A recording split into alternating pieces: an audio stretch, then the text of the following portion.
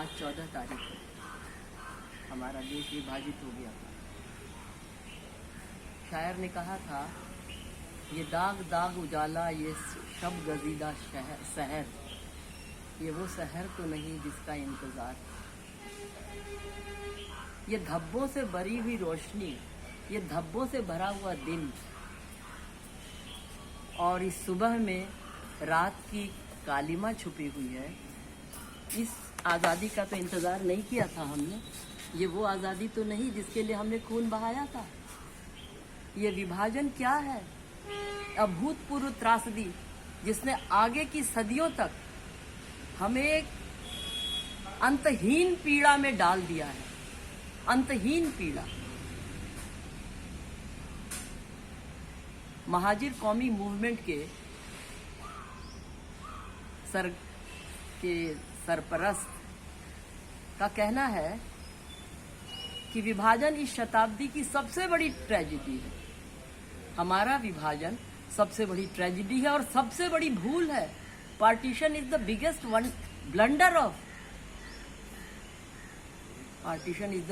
Blunder of this century. मुझे तो लगता है इस शताब्दी का ही नहीं, अगली शताब्दियों तक का ये एक भयानक भूल है जिसका खामियाजा सदियों तक पीढ़ियां भुगतती रहेंगी, चुकाती रहेंगी जिसका खामियाजा।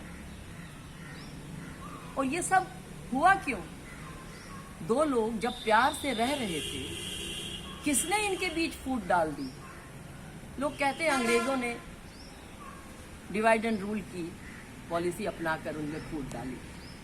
सिर्फ वही नहीं, कुछ नेताओं की महत्वाकांक्षा ने भी इसमें आग में घी डाला, और कुछ लोगों की मूर्खता ने भी हमें विभाजित कर दिया। जिस अखंड भारत का हमने सपना देखा था, जो अखंड भारत था, सरदार पटेल ने जिसे जोड़ दिया था, वो अखंड भारत अधूरा रह गया।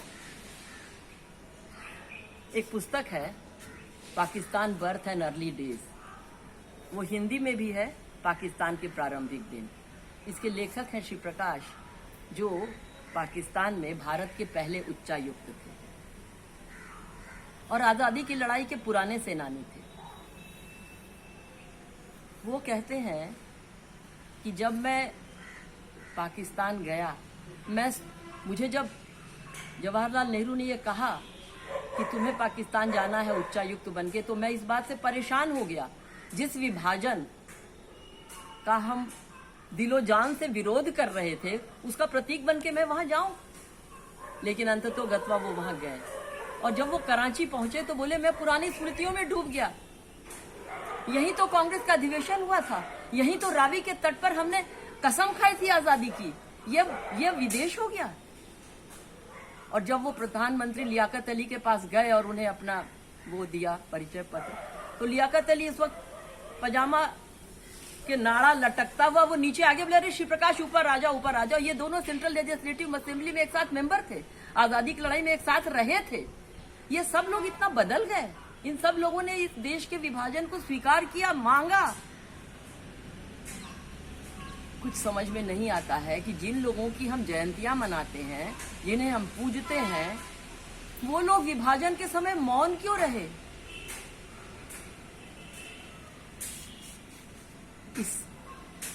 इस विभाजन के लिए जो लोग अत्यंत उत्सुक थे, मोहम्मद अली जिन्ना को कहा जाता है कि वे पाकिस्तान के जनक हैं। वो स्वयं दिल से हिंदुस्तान के बेटे ही रहे। उनका एक मकान था बंबई में, बहुत ही खूबसूरत। और श्री प्रकाश जी जब वहां पर पहुंचे और हिंदुस्तान में ये कहा गया कि जो भी लोग चले गए हैं विभाजन के वक्त, उनके मकानों का सरकार अधिग्रहण करके वहां से आए हुए लोगों को उसमें रहने की सुविधा देगी।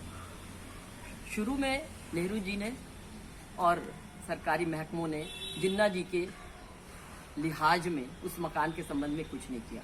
लेकिन फिर नेहरू जी ने श्री प्रकाश जी को फोन किया कि भाई यहाँ बहुत शिकायत हो रही है, लोग आलोचना कर रहे हैं कि यहाँ मकानों की इतनी कमी है और जिन्ना जी का मकान खाली पड़ा है। तो श्री प्रकाश जिन्ना के पास गए। उन्होंने कहा भाई ये मकान तो अधिग्रहित किया जाएगा। जिन्ना जी स्तंभित हो गए, बोले श्री प्रकाश मेरा दिल मत तोड़ो, जवाहरलाल से कहो मेरा दिल मत तोड़ो। उस मकान में भला कौन रह सकता? उसे तो मैंने इतनी खूबसूरती से बनाया है, उसमें तो कोई हिंदू राजा या कोई बहुत ही सोफिस्टिकेटेड ब्रिटिश फैमिली रह सकती है। श्री प्रकाश जी को आश्चर्य हुआ, इन्होंने किसी मुस्लिम का नाम नहीं लिया, उन्होंने किसी मुस्लिम धर्म संस्था का नाम नहीं लिया। उनको अपने मकान में रहने के लिए एक हिंदू राजा या एक सोफिस्टिकेटेड मुस्लिम फैमिली चाहिए थी। बाद में वो मकान ब्रिटिश उच्चायुक्त को दे दिया गया किराए पर, बॉम्बे में जो थे ब्रिटिश उप उच्चायुक्त। उसके बाद लेकिन फिर इसकी आलोचनाएं शुरू हो गई। श्री प्रकाश जी ने फिर जिन्ना को पकड़ा।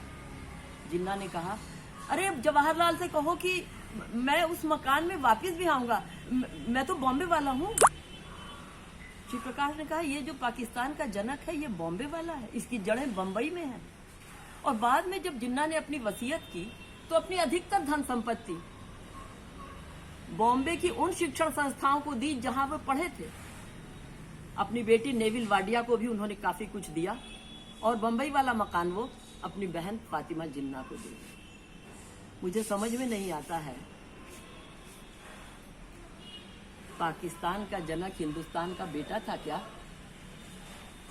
तो फिर उसने अपनी वतन को भूल कैसे गया, उसी वतन को बांट कैसे दिया? एक बार जब जिन्ना साहब गवर्नर जनरल बन गए तो उनके सम्मान में कराची के वकीलों ने एक पार्टी दी और उस पार्टी में जिन्ना साहब के तो थे ही, श्री प्रकाश जी भी मौजूद थे, उन्हें भी निमंत्रण मिला।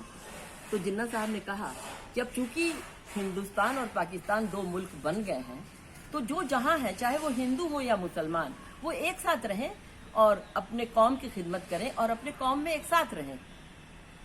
श्री प्रकाश जी ने ये देखा और सुना और फिर वो जिन्ना जी के पास गए। उन्होंने कहा, आपने ये कहा कि दोनों मुल्कों में जिस भी धर्म के लोग हैं वो सब मिलजुल के रहें और एक साथ रहें। तो जिन्ना ने कहा, हाँ मैं बिल्कुल यही कहा मैंने। तो उन्होंने कहा कि आपको मैं कुछ कहूँ, आप नाराज तो नहीं होंगे? बोले, नहीं, मेरे प्रशंसा करने वाले बहुत हैं, मुझे सही खरी बात कहने वाला भी कोई चाहिए। जिन्ना जब लेजिस्लेटिव असेंबली के मेंबर थे तो श्री प्रकाश जी से उनकी पुरानी जान पहचान थी, उसी अधिकार से ये बातें हो रही थी।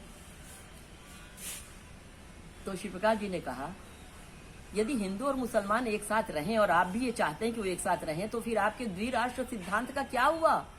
What happened to your two nation theory? जिन्ना इस बात को सुनकर पहले दुखी हो गए और फिर वो क्रोधित हो गए, क्योंकि निरुत्तर रहने की पीड़ा ने उन्हें क्रोधित कर दिया था। वे तमतमाकर अपने सोफे से खड़े हो गए। उनके एडीसी ने श्री प्रकाश जी को बाइज्जत कहा कि आप सर आइए, बैठ जाइए। लेकिन ये मुद्दे की बात थी और इस मुद्दे की बात को समझना चाहिए। जो लोग विभाजन के वक्त जब उन्हें देश बंटवाना था तो टू नेशन थ्योरी की बात कर रहे थे, और जब देश बंट गया तो अपने देश के लोगों को ये समझा रहे हैं कि नहीं सब लोग मिलजुल के रहो। हालांकि कोई नहीं मिलजुल के रहा। पाकिस्तान में अल्पसंख्यकों की हालत बहुत खराब होती चली गई, उनकी संख्या भी घटती चली गई। विभाजन के दौरान ऐसी त्रासदियों को देखा उच्चायुक्त ने, और बहुत बार तो मुझे लगता है कि शायद उच्चायुक्त और भी कुछ कर सकते थे जो वो नहीं कर पाए। विभाजन ने हमें बरसों तक के लिए एक जख्म दे दिया है और वो जख्म बीच बीच में खुल जाता है। कितनी ही बातें कही जा चुकी हैं विभाजन के संबंध में। इसी संबंध में एक बहुत ही दिलचस्प बात यह है कि जब आज़ादी की बात हुई और विभाजन की बात हुई तो बनारस के बुनकर अधिकतर मुस्लिम हैं, वो भी जोश में आके पाकिस्तान चले गए। लेकिन तभी फातिमा जिन्ना ने एक हुक्म जारी किया कि साड़ी हिंदू स्त्रियों का पहनावा है और मुस्लिम लड़कियों को गरारा या शलवार पहननी चाहिए। बेचारे बुनकर परेशान हो गए कि हमें तो साड़ी बुनना आता है। उन्हें लगा यहाँ मेरी रोजी रोजगार का कोई हिसाब नहीं बैठेगा। वैसे भी वो अपना वतन, अपना गंगा तट, अपना बनारस छोड़ के बड़े दुखी थे। तो वो सब उप उच्चायुक्त के पास गए। उप उच्चायुक्त ने कहा, नहीं, जो लोग वापस लौट चुके हैं उन्हें वापस भेजने की कोई नियम नहीं है। आप लोग यहाँ आ चुके हैं, अब आप यहाँ के यहाँ की धरती के बासी हैं। फिर वो श्री प्रकाश जी के पास उन्होंने जाके गुहार लगाई। श्री प्रकाश जी भी बनारस के थे। श्री प्रकाश जी को लगा कि हमारे बुनकर यदि चले जाएंगे तो हमारा बनारस तो साड़ियों के लिए प्रसिद्ध है, बनारसी साड़ियां तो हर नववधु पहनती है, बनारसी साड़ियां तो मशहूर हैं। तो श्री प्रकाश जी ने उस उप उच्चायुक्त को कहा कि आप इनका अनुमति पत्र बनाएं। उन्होंने कहा नहीं, मैं नहीं बनाऊंगा। श्री प्रकाश जी ने नेहरू जी से बात की। नेहरू जी ने कहा नहीं, जो आना चाहते हैं उनको वापस भेज दो। तो उन बुनकरों को, काफी बुनकरों को उन्होंने वापस भेजा, ताकि उन्हें ये इस बात की चिंता थी कि हमारे बनारस का जो बहुत ही बढ़िया कुटीर उद्योग है वो समाप्त न हो जाए।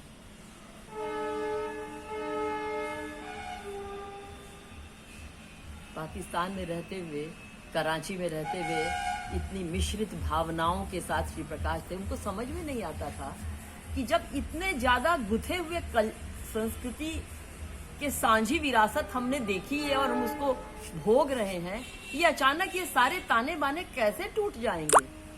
और अभी भी शायद नहीं टूटे हैं।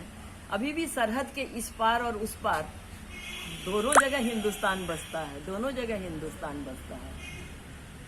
एक बार मेरी बेटी लंदन स्कूल ऑफ इकोनॉमिक्स में पढ़ रही थी, तो हम उसके पास उसके हॉस्टल में जाके रहे थे। 2003 की बात है। तो उसकी एक सहेली थी राहा, जो पाकिस्तानी थी, एक थी फहमीदा जो बांग्लादेशी थी। मैंने देखा कि हमारी हिंदी फिल्मों का सबसे बड़ा स्टॉक उन लड़कियों के पास था। और तो और वो हिंदी जो बंगला उपन्यास थे, आशापूर्णा देवी के प्रथम प्रतिश्रुति, बकुल कथा, ये सब वो लोग एकदम धड़ल्ले से बातें किया करती थी। और फहमीदा तो बहुत अच्छा रवीन संगीत गाती थी। मैंने कहा ये क्या है, ये क्यों बटा देश। मैंने कहा भाई मुझे तो लग रहा है कि हम प्री पार्टीशन इंडिया में आ गए हैं। लेकिन विभाजन एक सच्चाई है, विभाजन एक सच्चाई है।